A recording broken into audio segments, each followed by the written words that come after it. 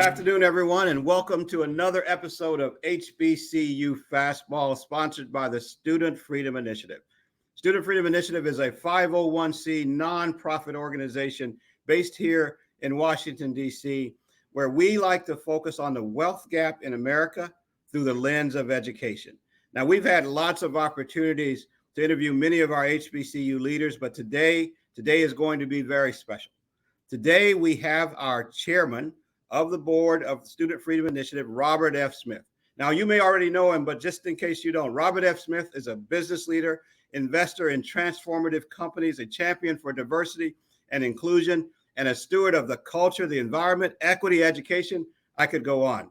But we know him best also as the president, founder, and CEO of the technology investment firm Vista Equity Partners. How do you know him? Well, today we hope to get to know him better. And importantly, you get to know his vision and his founding of Student Freedom Initiative. So Robert, thank you for joining us. Thank you for joining the HBCU Fastball. And thank you for all that you're doing for our community. In fact, Mark, so happy to see you and happy to be here. Thank you for welcoming me. You know, Robert, there's no better place to start than at what some people believe. We know it's not the true beginning, what some people believe to be the true beginning. And that's the Morehouse gift of 2019. We hear about it all the time. Whenever I'm out talking, I hear, yeah, that's the guy, the Morehouse gift of 2019. But, you know, when we look back, it's been 4 years, over 4 years now, a quick 4 years since your historic gift to those 400 men at Morehouse College. Ironically, the country continues to debate and policies are being made on student loans.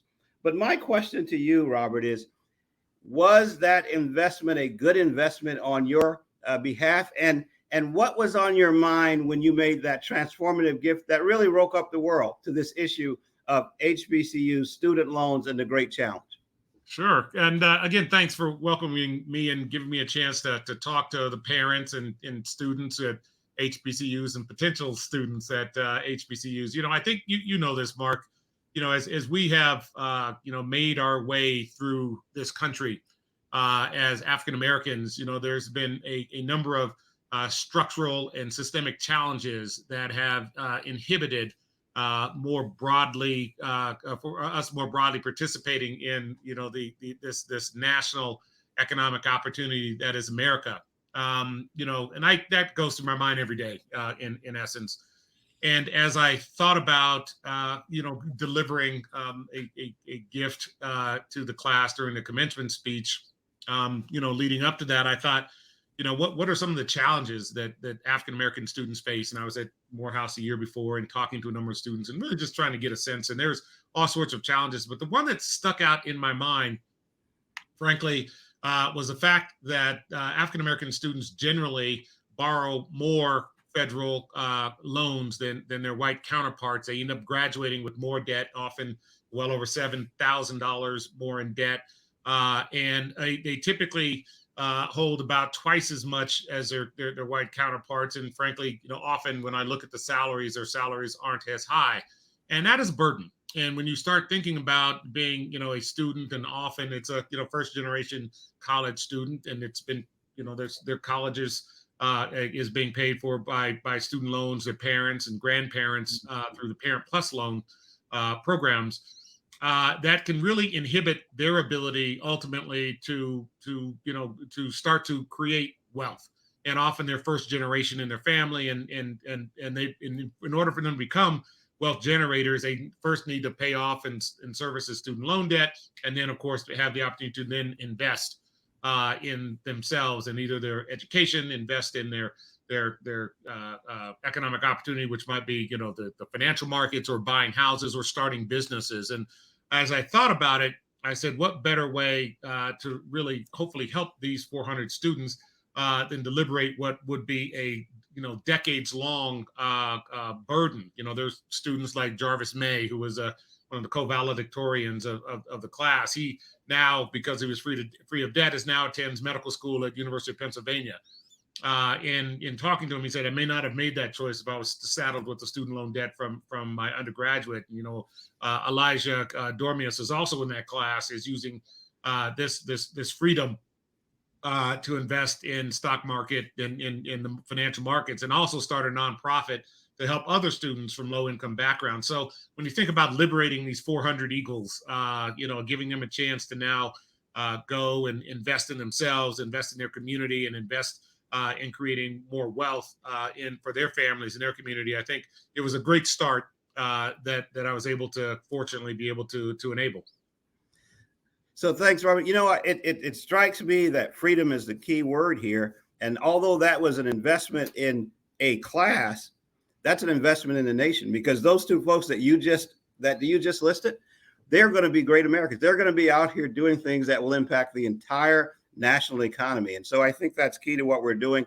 And I've run into so many of them that would thank you personally and their parents along the way. So thank you on behalf of many of us.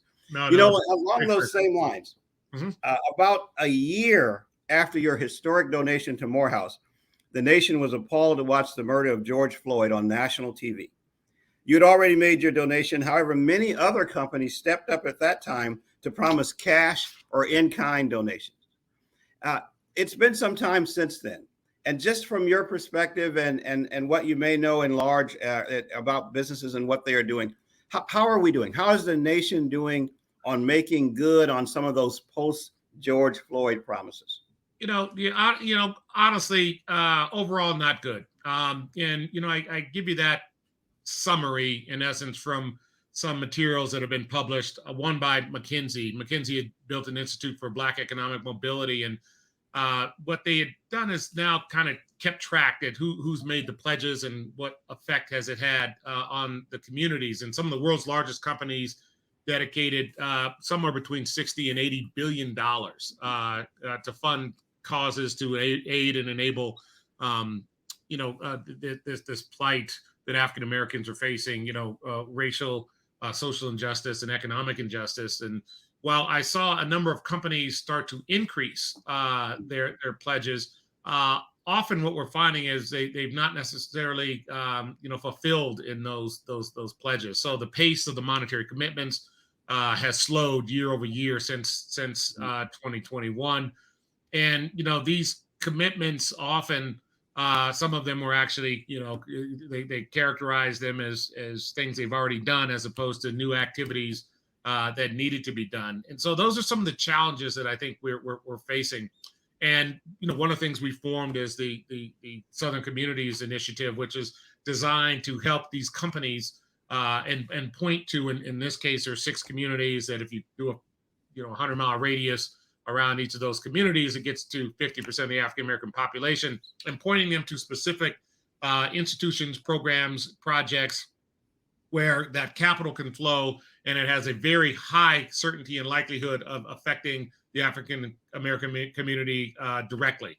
So that's one of the initiatives we formed, and I formed that with out of some work we did with the Business Roundtable, and we have the BCG, Boston Consulting Group, as well as PayPal as partners, and now Kellogg Foundation and others are partners in that initiative, because we're really focused on how do you now go from the walk, or from the talk to the walk, and driving it specifically into the community organizations, foundations, as well as some of the activities that are actually creating jobs, like the Grameen Foundation, we just launched in Atlanta, which will create hundreds of small African-American entrepreneurs through their program, which is a fantastic program that just has never touched the African-American community. So those are a couple of the ways that we're driving to make sure that there's the nation and companies are making good on the post George Floyd promises.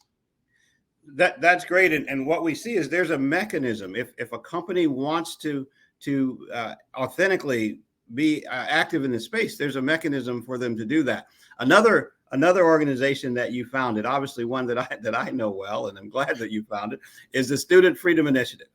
Now, this all comes together, I think, in terms of your philanthropy, your overall vision, your understanding of the lived experiences of those students at Morehouse and many others. You launched it in 2021 with 9 initial HBCUs in cohort 1. Mm-hmm. I happen to know that there are now over 53 schools, and the mission statement starts with eliminating the wealth gap in America through the lens of education. Yeah. So for our audience and for students who are engineering majors and STEM majors at the schools, and parents who are making decisions about this fall and next year about where their students may go to school. What was your goal in starting the Student Freedom Initiative? Sure. One of the interesting things that I learned, quite frankly, with this Morehouse gift was the amount of student debt, obviously, that our students faced, and not surprisingly, the breadth and scale of how much debt these students had. And when I think about the world I live in, which is very STEM oriented, technology oriented, these are really typically very good jobs, but often these students don't necessarily have access to them, and often you see them not be able to finish college because they have so much debt by the second year or third year that they don't get into what I'll call the opportunity to really participate in the American digital economy. And so the idea was, well, how do you create a systemic approach to this massive amount of student loan debt that our students are facing? So the idea was, now how do you fix this in perpetuity? So what we did is we set out to build, in essence, an endowment, and the endowment, in essence, would be an alternative to student loans for juniors and seniors who are majoring in STEM at any of our partner organizations. And again, we've targeted about 101 of these HBCUs and minority servicing institutions. And the goal, again, was to raise $500 million. We've have over 30% of that in funding today.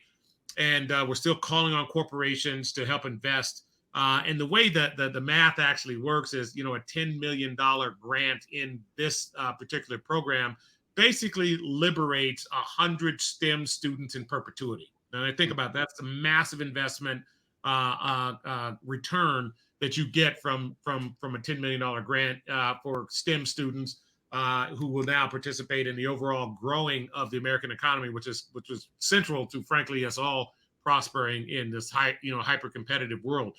So that's what we've been doing, and we've been partnering, and through your leadership and help, creating the partnerships. I think we now have over 53 of the schools and of our target now are now part of the platform. And what you can do, if you think about it, is you borrow this capital rather than take on some of the Parent Plus loans, et cetera, which are high priced and high rates. And as you matriculate in a career in STEM, you actually pay it back into the fund, and then the fund actually relends the money, as opposed to paying it, for instance, to the government or a bank or an institution of that type. So that creates a generative and regenerating opportunity. But what it also does is, if you are now going to go provide certain types of services that would be in your community as a teacher, and you do that for a period of time, 20 years or whatever it might be, that actually satisfies the loan as well. The other elements that we put in place is, we've have some partners now who've helped us with some IT infrastructure upgrades, now over $100 million, where we're actually bringing broadband infrastructure and IT upgrades to these HBCUs so that they now can remain eligible for Title IV funding on the one hand, and also ensure that they have capacity and access, using broadband access to what would be cloud-based services that will enable them to be more effective in their jobs. And a couple other things is, of course, provide access to our Intern XL platform. We have over 20,000 students now on the platform, and partnered with over 200 corporations. So these are for the summer jobs. And one of the other partners, Prudential, provided cash of about $10 million to provide some financial literacy education for the students and first generation parents. So again, all in the rubric of let's educate, inform, provide access, and what we think is a more elegant solution to the current student loan crisis that our students face. That's amazing. And I happen to know that there is a need. There is a demand. You're exactly right. 63% of our students on HBCU campuses are using Parent Plus loans. Mm-hmm. Those loans default at 5 times the rate of others, and the debt is held twice as long.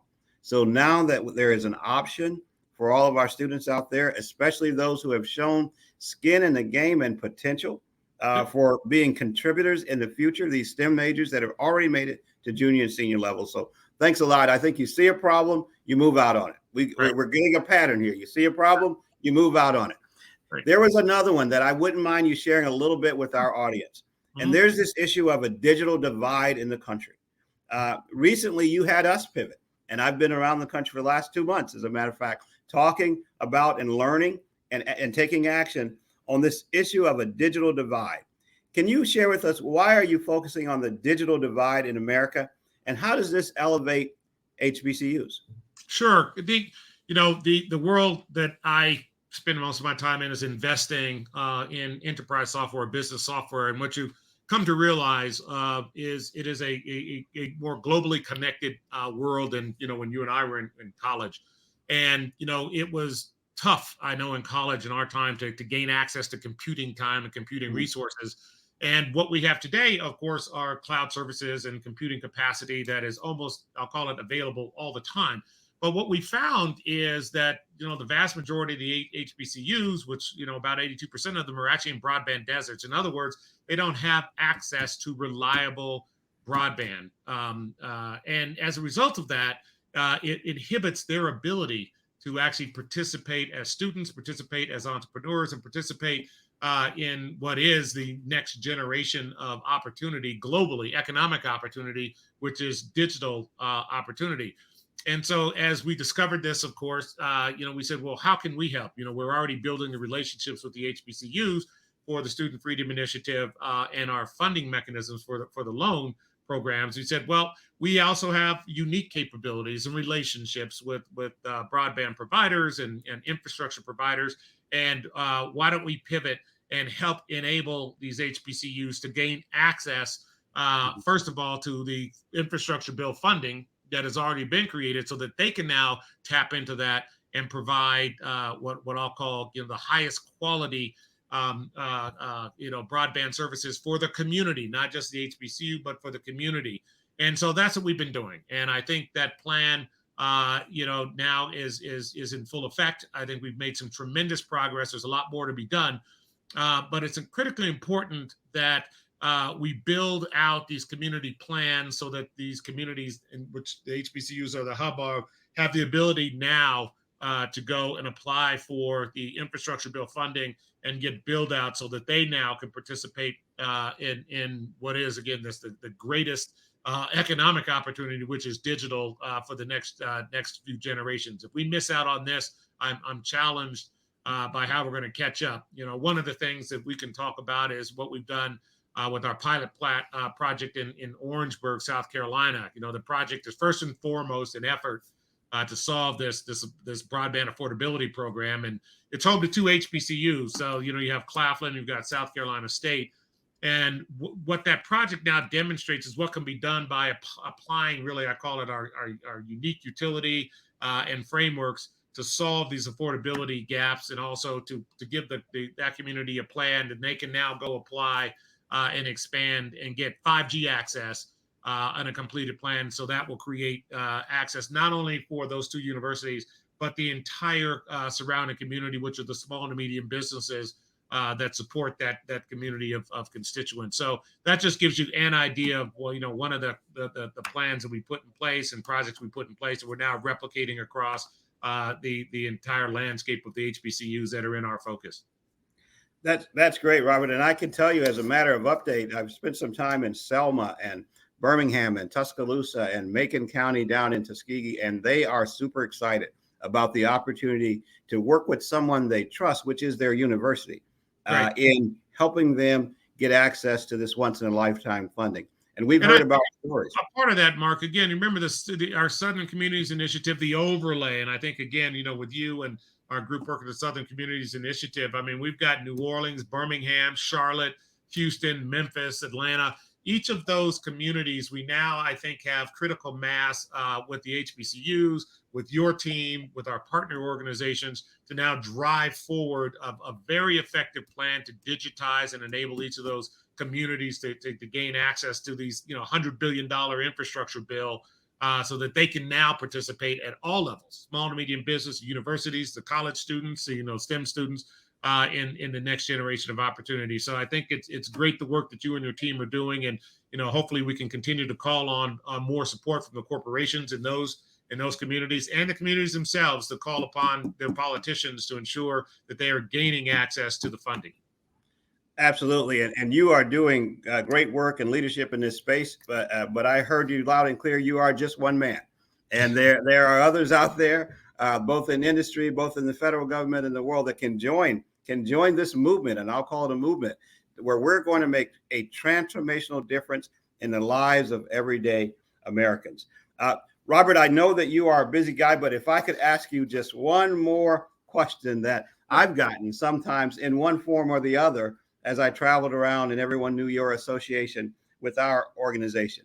Lots of folks are out there, young folks that are coming up, and others who are starting as entrepreneurs, and they all look to you and say, okay, who's the next Robert Smith, or how do I become the next Robert Smith, or what's my next step? So here's what I would ask you in closing, as well as any closing comments you would like to have.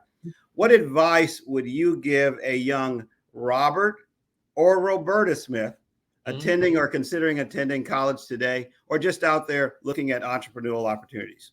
Sure. And I will give the same advice that I give my own children. It is focus on two things right now.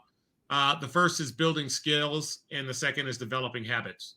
The skill development is critical. Understand, where opportunity sets are in the marketplace and what skills are going to be required for you to participate fully in that economic opportunity.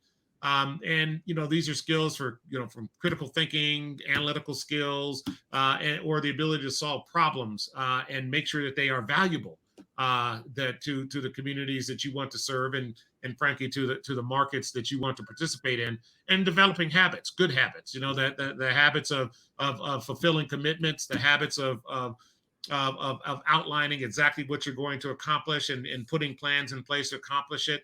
All those sorts of components, I call it, getting up early and staying healthy and eating healthy, all those things, skills and habits. And if you put those two together, I'll call it, while you're in college in your 20s, then as you hit your late 20s and early 30s, you can now deploy those into different marketplaces that then can be very productive for you, your family, and again, to be able to serve your community in that regard. But if you haven't built out valuable skills or what I'll call reliable habits, you're going to be challenged as you get into your 30s and 40s to actually create economic opportunity for yourself and for those around you. Outstanding. So, Robert, thank you very much for taking time with us. Thank you for your vision in Student Freedom Initiative, as well as SCI and everything else that you're doing for our community. For everyone out there, studentfreedominitiative.org. Join us. Go out to our website, go out to our landing page, learn more, or reach out to us if we can provide you more information on how you can be a part of all that you've heard today and all that we're doing. Robert, thanks again. And thanks to everyone who has made the decision to tune in. We'll talk soon. All right. All the best. Thank you again.